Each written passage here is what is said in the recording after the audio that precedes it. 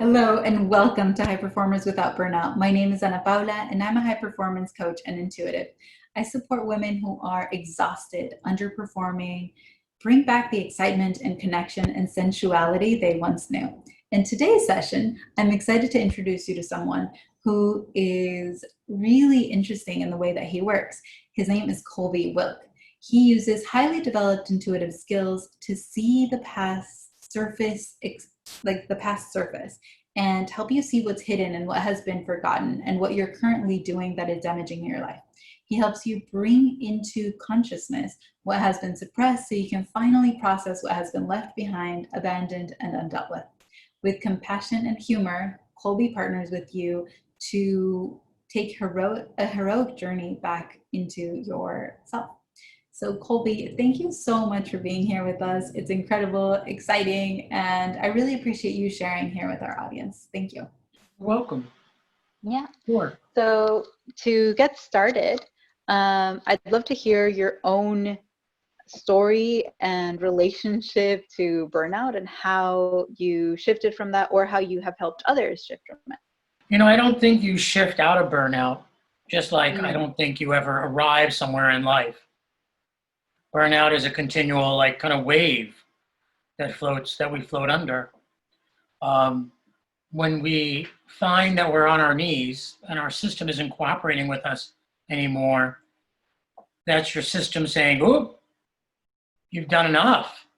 You better stop, or else it's going to get worse." Which was my situation.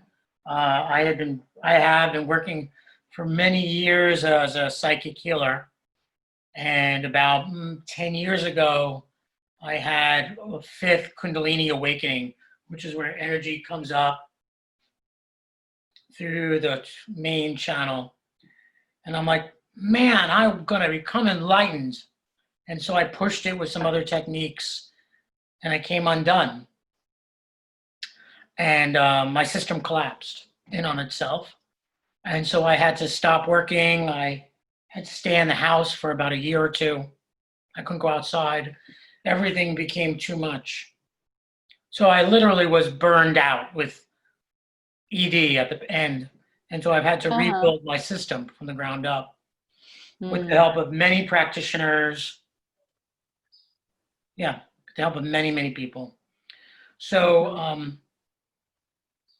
I think when you get burned out, it's a real sign or an opportunity to really reflect and gain clarity on, you know, how to maintain balance, how to find harmony with your system. Because if you're burned out, you haven't been listening to your own wisdom. You're not on path.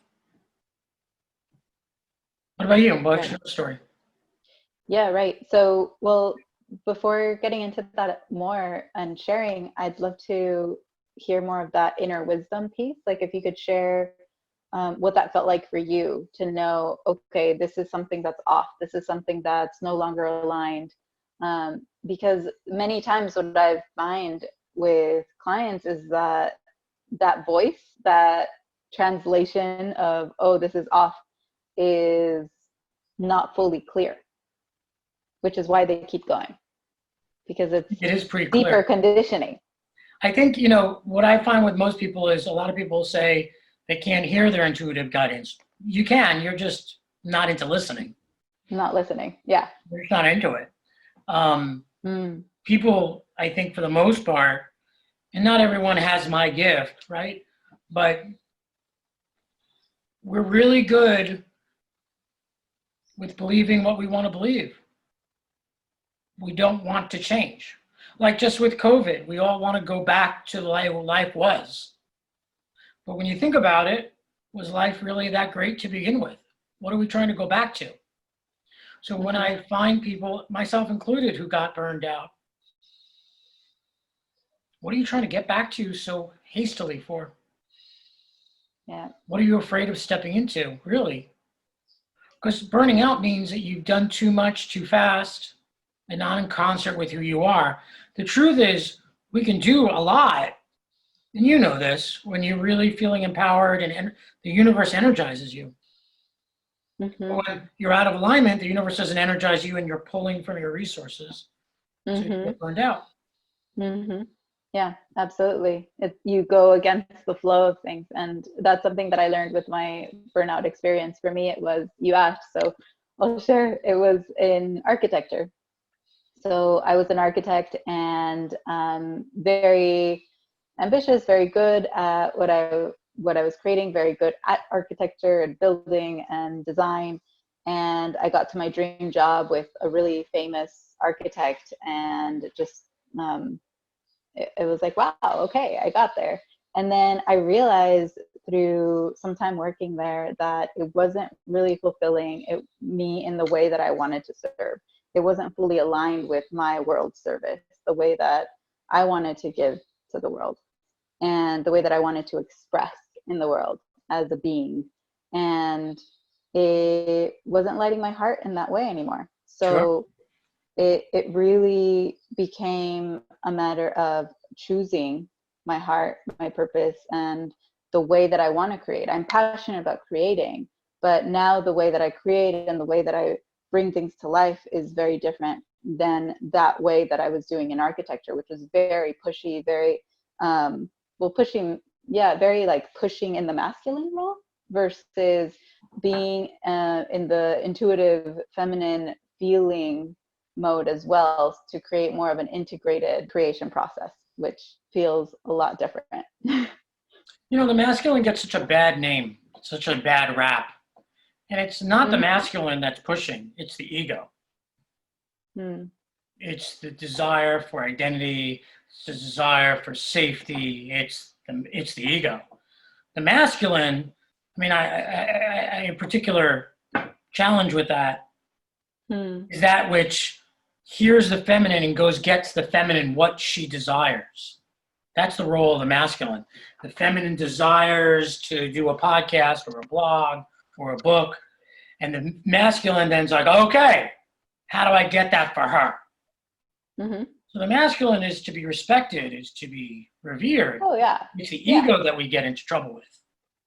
Well, when I refer to feminine, masculine, the masculine is more like we all have both, and it has nothing to do with female, male, but it's more like the push, the action taker is the masculine, the doing is the masculine, and the feminine is more in the receptive mode. It's more in the flow. So you can't just do everything in the feminine. That's also out of well, I don't know, it might be in alignment for some people, but it's not in complete balance, right? But having both, having an integration of your masculine and your feminine, I find that to be really important. And absolutely, the masculine is super important to actually manifest. Like you get to actually move. You can't just think positively and things will appear. It is all of it. Right. So the masculine without the feminine is something that's structured without inspiration. It just sounds like where you got to. And so when you tap into your feminine, what do I want here? What is she desiring to bring to the world? Then you avoid burnout, because then you're being fed, as opposed to manipulating or grasping or whatever have you. Mm-hmm. Yes, absolutely. Like you actually have an opportunity to create from a different space. Yeah, which is really different than what societally we've been conditioned to be from. Like our way of being is conditioned to be more in the doing versus in actually noticing, oh, okay, what do I really truly want? What is it that's really in aligned with me? And no pain, no gain. We come from a culture where we really value hard work, and if we don't work hard, we don't deserve what we have. Yeah. And when you're working from that place, the feminine, you're just in the flow. You're working, but it doesn't feel hard. It's inspiring. Absolutely. Yeah. So Colby, I would love to hear more about, like, okay, yes, people begin to shift into different ways of being in and out of burnout and all of this. So, and like you said, it's a continuous wave and it's a continuous choice to lead a life that isn't leading you back into that pattern or back into that cycle of burnout. I'd love to hear from you how you support people to move into new ways of doing things versus going back to their old ways, because it's so easy to fall back into a pattern. You know, I can think back to my life where I was doing a job, for instance, that I didn't want to do. And I would complain to friends about it. And when we complain, we want something, but we don't think we can get it. That's what complaining is. And I would stay in these jobs, and this has happened to me maybe 4 or 5 times in my life. I'm getting quicker. I learn it faster. It still happens. Where I come to the conclusion, like, I could do this job on my back, but I don't want to, and it's easy, and I make okay money, but I don't want to do it anymore. Don't want to do this. And something else doesn't show up. And so if something else showed up, then I would be able to make the jump. And so what I've learned is to recognize that feeling. I do not want to do this anymore. And then to stop doing it. And to step into the unknown. Because, you know, when we're in that place where we don't think we have options, we can't see our options. There are some, like, when I used to work for other people, the jobs I got were so crazy, like things I could never imagine doing. I used to do, I led a mentoring program, and then that I didn't like anymore. And then I wound up doing a leadership program for prisoners. And then, you know, all these crazy jobs, like I couldn't, like I thought, okay, well, I'll go back to school, I'll be a teacher or something. And that's the only thing my mind could come up with. But as soon as I'm like, I can't do this anymore, it's a betrayal of self, I need to stop doing this, then something would show up. So I guess my offer to you, to your people, if you want to stop doing something, stop. It's not the end of the world. And a lot of people think that by stop doing it, they let their minds like, oh my God, I'm not going to pay a mortgage and I'm going to go under. And when I've talked to people, that's hardly the case. Yeah. We have it in our minds that it's the end of the world. But I go through it with clients and I'm like, wait, you have this much money in your money market, this much stock, you own you have options here. You're just afraid to jump. And then we would do energy work around that fear, which could be housed in this life or another life. But stepping out into the unknown,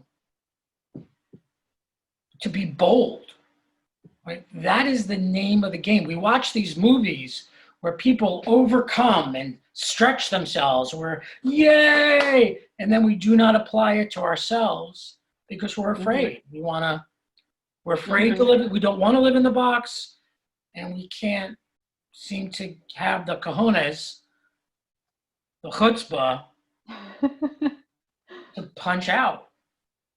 So again, my suggestion is, if you don't want to do something, don't. Stop. Just stop. Take account of what you have. Unemployment is available to most people now. It's not very much, but still, there are options. You have options you may not be aware of. So Colby, what would you say is the relationship between this fear of the unknown and choosing to hop into it or not that relates to burnout? People are burned out because they're doing stuff that they don't want to do. Doing stuff that they think they have to do. Yeah, that's basically burnout. Or they hide behind, I have to take care of so many people, I can't take care of myself, which is really generally not true, by the way. Yeah. Right? Because we hide behind, look at me, I'm a martyr. Oh, I've got all these responsibilities. I can't take care of myself. So when you're not listening to yourself, you're not listening to yourself. And your body is your co-conspirator in this lifetime. You're not walking around in a body. Your body and you are partners. And your body, because it's designed to help you get to wherever you chose to get to, is going to start like nudging you. Hey, this is not working. Mm-hmm. Not working anymore. You got to stop. And as we know, as you and I know, your body will get louder and louder and louder until you do. Mm-hmm. Yeah. What would you suggest for people to begin to get comfortable with this unknown, with not knowing what's next, with the uncertainty? So, you know, I'm a psychic, right? Yeah. So what I would do or have people do is bring their attention into their bodies. And one of the first things I generally do with people is have them bring their attention 3 fingers below their belly button and in the middle of them. Mm-hmm. And to breathe in through their nose and out through their mouth while keeping their attention low in their bodies, 3 fingers below their belly button and in the middle of them. And that is the center of you. So if I were to do a diagram of you and I were to measure, we would wind up 3 fingers below your belly button in the middle. And by bringing your attention into your body, you calm. Mm. Everything drops. You can't recreate yourself really from a frenetic, worried place. Mm. You just can't. So many people, if you imagine that, this is what they gave me the other day, there's an Osho quote that says, the wave does not tell the ocean what to do. I think you've probably heard that. One of my favorite quotes. And like, who are we to ask for something? Like, just let the, be in flow. But the wave is the ocean. There's a wave, and you go down through the wave, and then you enter the ocean. So if you're in the consciousness of the wave, screaming, yelling, demanding, you ain't getting nothing. However, if you bring your consciousness down, below the surface, into the ocean, in order to do that, you have to get to calm. Then you can influence the ocean as the ocean. You could put in your requests, your desires, but you can only do so from a place of calm. So many people in metaphysical community are teaching people to go for joy and bliss and ecstatic states and accelerations. And in order to, you can't get there without calm. Calm gives you birth towards appreciation. Appreciation gives you birth to joy. But without the infrastructure of calm, you can't get to joy. So what I do is help people descend, drop, and feel their ocean. Feel the ocean, your connection to the everything. Because so many of us think we know what is available to us. Oh my God, the only thing that I can do is, we're here, we're at the top of the wave. Drop below, out of your identity, down. There are a lot of spiritual hobbyists out there who are using spirituality to get stuff. And that's not how spirituality works. True spirituality is getting beyond your identity, beyond knowing yourself as I am a man, I am Jewish, I am live in Seattle, like getting rid of all those I ams and descending down, dropping in well-being. So that's what I would suggest to people who are trying to get out of burnout. Drop. And there are multiple techniques, one of which is to this still point thing. Yeah. Yeah, and also, so what I'm hearing you say is drop into your body and also get into the practice of listening to your intuition, listening to that inner voice within you, and begin to really see, well, what's true? What is it saying? Is there anything else that you would suggest to our audience? I would say, as opposed to listening, get out of the practice of ignoring. Okay. Yeah. Out of the practice of ignoring. That's awesome. Right? Because, listening is a little namby-pamby and, okay, where, at the end of every day, you can say to yourself, okay, where did I ignore my wisdom today. Mm. Oh, right. I Wow. knew they were going to be out of whipped cream at the Starbucks. I just felt that. Right, right. I knew that she was going to run late to this meeting. I kind of knew that. Right. Oh, okay. I knew that. And I chose to ignore that. Oh, right. And so you start gaining confidence in your knowing. Mm-hmm. And when you know, when you get an intuitive quake, that's when you're down below. Yeah. Right. So there are so many practices to drop people into their wellness. But so many people are caught up in having to have, and the personality wants convenience. It wants convenience and it wants comfort. That's what it wants. Yeah. Oh my God, I'm going to lose my job. If I quit my job, I'm going to lose comfort, my home, Uber driving, and I'm going to lose convenience. Oh, I'm going to have to move out further from my job. That's what the personality is all concerned about. But with you're interested in comfort and convenience, you're going to be driven towards burnout. Yes. Right? As opposed to, what is the larger thing here? I am the ocean. So let's do a meditation. Is that all right? Yeah, let's do it. So bring your attention, you and your listeners, if you so choose, down into your still point. Again, that's 3 fingers below your belly button and in the middle of you. And you can imagine there's an eyeball there. And you'll notice there's some energy kind of coming in, like you're getting consolidated. Breathing in through your nose and out through your mouth. It's a very grounding breath.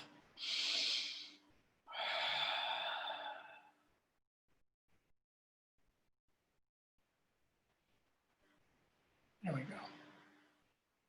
So far, so good, Anna Paula? Good, feel calm? Good. Yeah. So Anna, say this now with your attention in your still point. I ask to drop into the ocean. To drop into the ocean. There you go. And if you're listening at home, you can do the same. I, Bob, ask to drop into the ocean.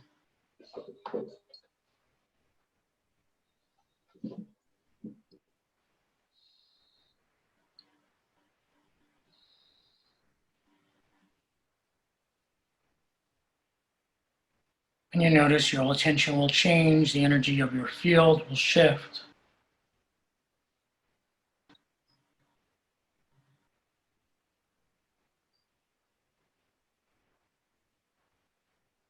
There we go.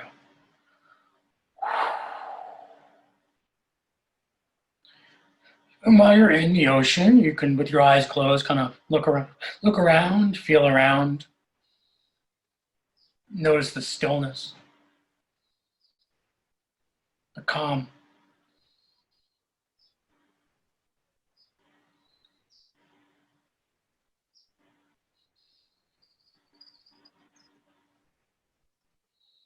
And from here in the ocean, you can put forth an intention into the ocean. So for instance, I desire a beach home. I desire a lucrative, meaningful career. I desire partnership.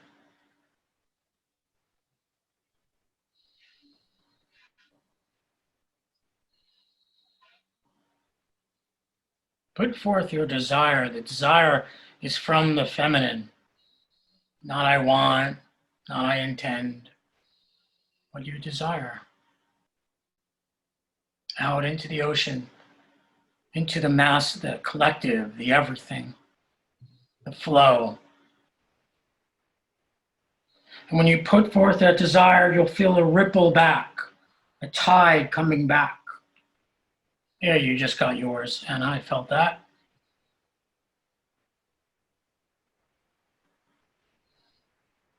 And just to point out, this is not a manifestation technique. This is surrender.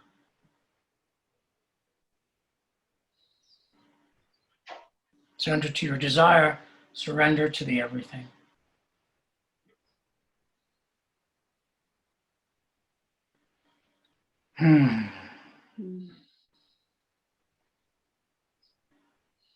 I may be a wave, but I am also the ocean. I am the ocean, and I am also a wave.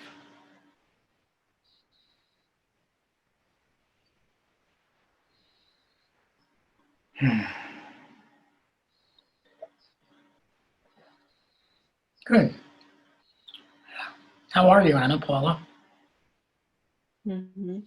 Yeah, connecting to the surrender is really powerful. It's all about surrender. Especially Yeah. when you're doing spiritual work. It's all about it. Yes, that's my word of the year. And what a year to have that word. And so people who are burned out haven't been good about surrendering. They've been fighting. They've been trying to make something happen. Yeah. Through, hammering away. And what's happening now with COVID and we're at home is people are in their consciousness because we're not interfacing as much with other people. And so if there's pollution in your consciousness, you're really getting to look at it. This is why some people are having a really hard time. This is a time for clarity. That is the gift that's available right now. Yes, absolutely. Yeah. Thank you so much for that. I'm sure our audience got a lot from that as well. And Colby, would you be able to share with everybody your free gift that's called Fresh Start, the new tree ceremony? That's a great one. Oh my God, I love that piece. So the new tree ceremony, I gotta warn you people, this is not for the light of heart. If you want to hold on to anything, this is not for you. Okay. This is a ceremony where you have a tree, your existence, and you're saying, oh gosh, I am so done. I don't like anything in my life. I want to take down my tree, honor it, bless it, and then allow a new tree to come forward. So this is for people who really want to surrender everything. If you want to hold on to any sort of limitation, not for you. Wow, that's amazing. So the link to the new tree ceremony is right below this video. So everybody check it out. You just click on the link and it'll take you straight to where you need to go. And yeah, thank you so much, Colby, for sharing that. And also if you could share with everybody where they can get a hold of you, learn more about you, website, social media, all of that. Sure. My website is colbywilk.com, COLBYWILK.com. And I have a new mentoring program coming out just to let people know, where I help people find their own gift. Not teach them another modality, but find your own gift, bring it forward, amplify it safely, and build a business, a profitable business around it. And why I'm doing this is because I've been working as a healer for a number of years, trained in so many different modalities, that new modalities started coming through me, and I wasn't quite sure if they were helpful, they were harming me, what were they? And so I want to help people find their own gift, their own blueprint, what's native to them, and bring that forward as a gift to the world. So that's also on the website, colbywilk.com, COLBYWILK.com. Awesome. Thank you so much, Colby. That's amazing and exciting to have a new program launching. So that's super cool. Thank you so much for being here and for sharing these different tools and resources. And really, they're like little flags of, okay, of things for people to notice, is this happening in your life? And if so, here are some ideas of what could be next for you. So thank you so much. Pleasure's all mine. It was a pleasure. An honor, actually. Thank you. So everybody, how was that for you? How did you experience this interview? What are you feeling? What came up for you? Are there any questions you want to ask? And if there are, please ask them in our Facebook group at the High Performance Club. So the link to join the High Performance Club is right below this interview. So go ahead and click on the link, join us there, and we'll be able to go into a deeper dive into any questions you might have, into any other support that you might want, and just go deeper in supporting each other to rise and recreate a life from a place that isn't draining or exhausting, right? So I'm really excited to connect with you and share more time and space. I really care about getting to know you better. And yeah, I'll see you at the High Performance Club.